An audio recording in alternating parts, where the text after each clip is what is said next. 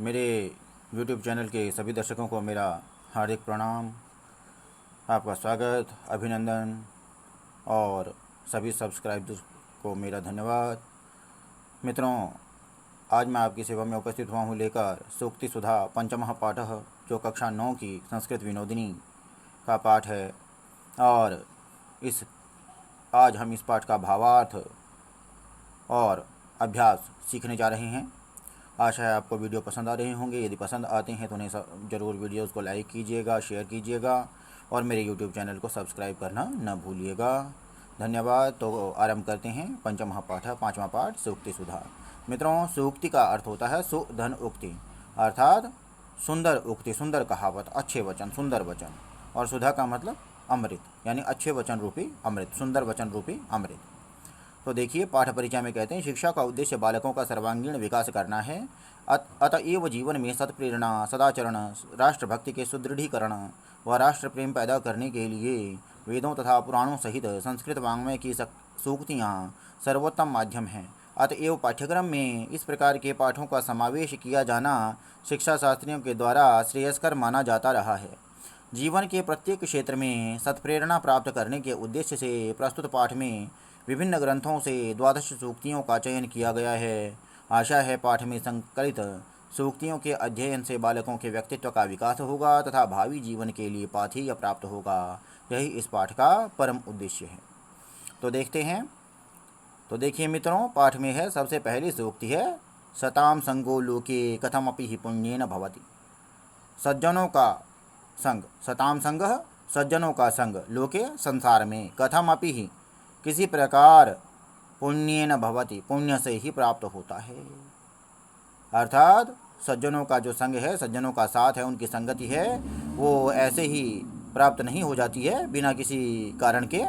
अकारण ही जैसे धूल में हाथ हमारा और हीरा हाथ लग गया, ऐसा नहीं है। वो तो उसके लिए पुण्य, अपने पास पुण्यार्जन होना चाहिए। विशेष पुण्यों के द्वारा ही जब हमारा भाग्योदय होता है, जब पुण्योदय होता है, तभी सज्जनों की संगति हमें प्राप्त होती है। अब देखिए आप, भूमिर्माता दितिर्नो जनित्रम, अथर्ववेद की सूक्ति है। तो इसमें कहते हैं कि यह अखंड पृथ्वी, यह अखंड भूमि जो है, यह हमारी माता है। अर्थ क्या हुआ कि इस पृथ्वी की हमें भी सेवा करनी चाहिए। पृथ्वी की सेवा मित्रों कैसे कर सकते हैं हम?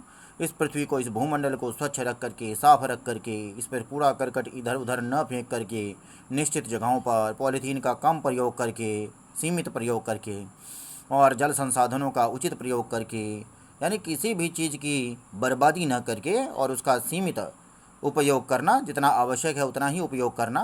तो तभी हम इस भूमि, इस पृथ्वी माता के प्रति, इस धरती माता के प्रति कृतज्ञता व्यक्त कर सकते हैं। अगला है, गुणिनो दुर्लभा भूमौ गणनीय सुसंसदी। सुसंसदी मतलब सभा में, गणनीय गिनती करने योग्य। कौन? गुणी न हो। तो जो गुणी लोग होते हैं वे दुर्लभ, कठिनाई से प्राप्त करने वाले, कठिनाई से प्राप्त होने वाले हैं। किसमें? भूमौ, भूमि पर।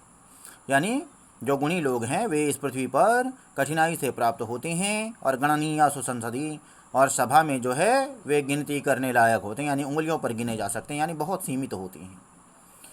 आगे कहता, अंगीकृतम सुकृतिनः परिपालयन्ति। सुकृतिनः, जो सज्जन लोग होते हैं वे क्या करते हैं? अंगीकृतम, जिस बात को स्वीकार कर लेते हैं, परिपालयन्ति, उसका पालन भी करते हैं। अर्थात जैसे रघुकुल रीति सदा चली आई, प्राण जाई पर वचन न जाई। आपने 50 बार सुना होगा ये वाली सूक्ति को सुना होगा। तो क्या कहते हैं कि जो सज्जन लोग होते हैं वे जिस बात को स्वीकार कर लेते हैं उसका पालन अवश्य करते हैं। उसके बाद कहते हैं कि मिव ही मधुराणाम मंडनम नाकृतीनाम। तो यहाँ पर कहने का मतलब ये है कि यदि शरीर सुंदर है तो उस पर सब कुछ अच्छा लगता है। कहने का मतलब क्या है कि यदि आपका शरीर स्वस्थ है तो उस पर जैसे भी, जिस भी रंग के वस्त्र हों, जैसे भी आभूषण हों, वे सब कुछ सुशोभित होते हैं, सब अच्छे लगते हैं। लेकिन शरीर ही यदि बीमार है और उसमें कुछ दोष है शरीर में, तो उसको कितने ही सुंदर आभूषण, वस्त्र इत्यादि पहना लीजिए, उससे कोई लाभ प्राप्त नहीं होता है। अगला कहते हैं, दुखम बिना नैव सुखस्य बोधः। दुख के बिना सुख का बोध नहीं होता है। तो मित्रों, जब तक हम कठिन गर्मी को, घोर गर्मी को सहन नहीं करेंगे, तब तक हमें पंखे की हवा से ठंडक कैसे मिल पाएगी? हम उसके उसका जो महत्व है उसको नहीं समझ पाएंगे।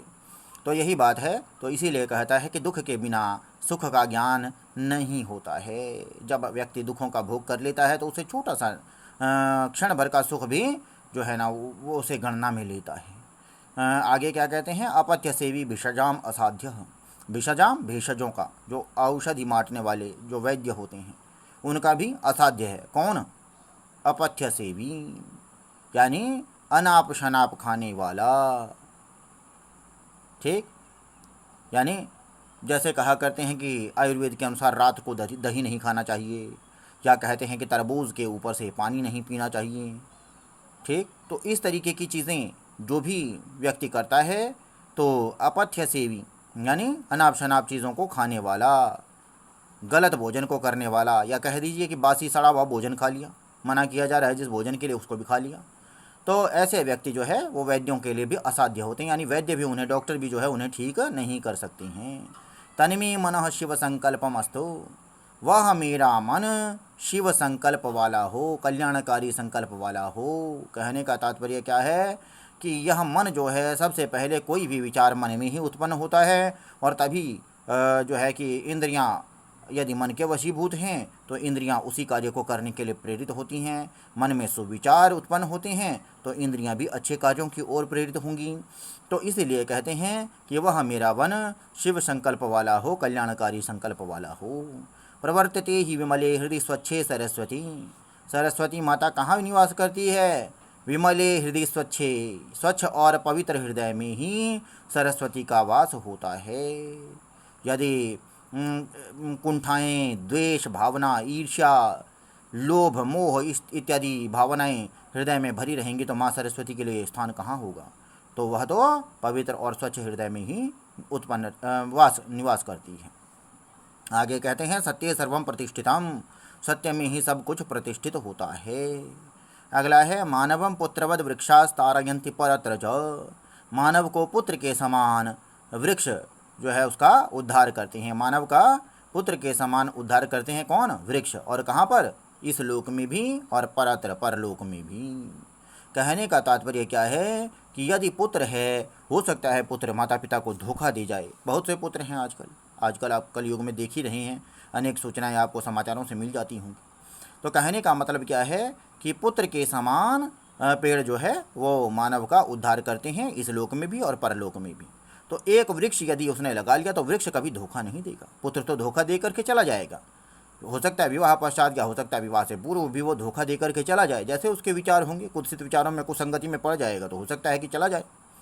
किंतु जो वृक्ष उसने लगा रखा है वह वृक्ष उसे लगातार जीवन भर, जब तक वो वृक्ष जीवित रहेगा तब तक वो उसे छाया देगा, उसे फल देगा, उसे लकड़ियाँ देगा ईंधन योग्य, और उसके पशुओं के लिए चारा देगा। यानी जो कुछ उस वृक्ष के बस की बात है वो सब उसे देता ही रहेगा। तो ये बात है। तो इसीलिए कहते हैं कि मानव को वृक्ष पुत्र के समान जो है वृक्ष उद्धार करते हैं। कहाँ पर? यहाँ पर भी और परलोक में भी। आगे कहते हैं एक लक्ष्य समी धर्मा, सभी धर्मों का लक्ष्य एक ही है। ठीक, कहने का मतलब क्या है कि ईश्वर की प्राप्ति, मुक्ति की प्राप्ति ही सभी धर्मों का लक्ष्य है, एक ही लक्ष्य है। कोई भी धर्म है वो मुक्ति की प्राप्ति के लिए और शांति की प्राप्ति के लिए, यानी इस लोक में भी हमारा जीवन कुशलतापूर्वक व्यतीत हो और फिर हमारी मृत्यु भी शांतिपूर्वक हो, इसी इच्छा से, और उसके बाद मुक्त हो जाएं इस जीवन मरण के बंधन से। इसी पर तो सभी धर्म बल देते हैं। तो इसीलिए वो कहता है कि एक ही लक्ष्य वाला ये सभी जो धर्म हैं वे सभी एक लक्ष्य वाले ही होते हैं। अब देखिए मित्रों, उसके बाद कहता है सताम, एक इसमें संपूर्ण पाठ पर आधारित प्रश्न आ गए हैं अभ्यास में। तो कहता है सताम संगः केन भवति, जो सज्जनों का संग है वह किससे होता है? तो उत्तर इन्होंने दे रखा है पुण्येन के दुर्लभा भूमौ गुणिनः दुर्लभा भूमौ विषजामसाध्यः कः अपथ्यसेमि कुत्र सर्वं प्रतिष्ठितं सत्ये सर्वं प्रतिष्ठितम्। आगे कहता है पुण्येन किं भवति, सताम संगो लोके पुण्येन भवति। फिर कहते हैं सुकृतं किं परिपालयन्ते अंगीकृतं परिपालयन्ति। उसके बाद कहते हैं सुखस्य बोधः कं विना न भवति दुःखं विना न भवति। सरस्वती कुत्र प्रवर्तते, विमले हृदय। आगे कहते हैं मानवम के तारयन्ति वृक्षाः तारयन्ति। तो ये जो शब्द मैंने आपको बताए, जैसे के है तो के स्थान पर आपने वृक्षाः रख दिया और प्रश्नवाचक को हटाकर पूर्ण विराम लगा दिया तो उत्तर बन जाता है। तो उसके बाद देखिए निर्देश के अनुसार उत्तर दीजिए। भूमिर माता नो अत्र संधि विच्छेदम करो। भूमि ही धन माता धन अदिति ही धन नो। उसके बाद कहता है पथ्य अस्य विलोम पदम किम अत्र, तो अपथ्य हो गया। सुसंसदि अत्र प्रयुक्ता विभक्ति का, तो यहाँ पर जो है सप्तमी विभक्ति हो गई संसद में। और फिर कहते सभा में। आकृतीनाम अत्र विशेषणम किम अत्र प्रयुक्तम, तो मधुराणाम। और उसके बाद कहता है प्रवर्तित अत्र कर्तृपदम किम, तो सरस्वती। दुर्लभा अत्र प्रयुक्त उपसर्ग कह, तो इसका उपसर्ग हो गया। फिर कहते हैं अगला कहते हैं केशाम संगह लोके पुण्य न भवति, तो केशाम के जगह पर सताम लिख देंगे, बन गया उत्तर। उसके बाद भूमौ के दुर्लभा, के स्थान पर गुणिनः। उसके बाद बल्कि एक पद में ही उत्तर देने हैं, तो अंगुली गणनीय के भवन्ति गुणिनः भवन्ति। सुकृतिनः किं परिपालयन्ति अंगीकृतं। किं विना सुखस्य बोधः न भवति, दुःखं विना। किं विषजाम असाध्यः, तो इसमें हम क्या था वो अपथ्य से भी विषजाम असाध्य। मम मनः कथमस्तु शिवसंकल्पमस्तु। अस्मिन् कस्मिन् सर्वं प्रतिष्ठितं सत्ये सर्वं प्रतिष्ठितम्। और समय धर्मः कीदृशः एकलक्षः। आगे कहते हैं सतां संगः लोके कथमपि हि पुण्येन भवति। गुणिनः भूमौ दुर्लभा, अंगीकृतं सुकृतिनः परिपालयन्ति। दुःखं विना नैव सुखस्य बोधः, अपथ्यसेवी विषजाम् असाध्यः। सत्ये सर्वं प्रतिष्ठितम् एकलक्षः। समय धर्मः मानवं पुत्रवद वृक्षाः तारयन्ति। आगे कहता तन्मे मनः शिव संकल्पमस्तु, सही है। सताम संगः लोके कथमपि पुण्येन न भवति, गलत है। उसके बाद फिर भूमौ गुणिनः सुलभा, गलत है। सुखम बिना दुख से बोधः नैव, गलत है। अपथ्य से भी विषजाम असाध्य, सही है। आगे कहते हैं विषजाम साध्य है, ये गलत होगा। विषजों के लिए तो असाध्य है वो। फिर कहता विमले स्वच्छे हृदय सरस्वती न प्रवर्तते, ये भी गलत है। और सत्य सर्वम प्रतिष्ठितम, तो ये सही है। उसके बाद सताम संगो लोके कथमपि हि पुण्येन भवति। अंगीकृतं सुकृतिनः परिपालयन्ति। अपथ्य से भी विषजाम असाध्य, सर्वं सत्ये प्रतिष्ठिताम्। एकलक्षः समय धर्माः। दुःखं विना नैव सुखस्य बोधः। उसके बाद सज्जना दुर्जना विलोम पद लिखने हैं। दुःखं सुखं, धर्मः अधर्मः, दुर्लभः सुलभः, सुकृतिनः दुष्कृतिनः, सत्यम असत्यम, पुण्यम पापम, निर्मलम, इसको समलम भी कर सकते हैं और अशुद्धम भी कर सकते हैं। ठीक है। उसके बाद पर्यायवाची शब्दों को लिखना है। भूमि ही, तो भूमि का कर देंगे धरा, धरित्री, धरिणी, कुछ भी कर सकते हैं। उसके बाद मानवः, तो नरः मनुष्यः। उसके बाद वृक्षः, तरुः विटपः पादपः। फिर निर्मलम, निर्मलम का शुद्धम पवित्रम स्वच्छम। फिर कहते हैं उत्तर संस्कृत भाषा में लिखने के दुर्लभा भूमौ गुणिनः दुर्लभा भूमौ।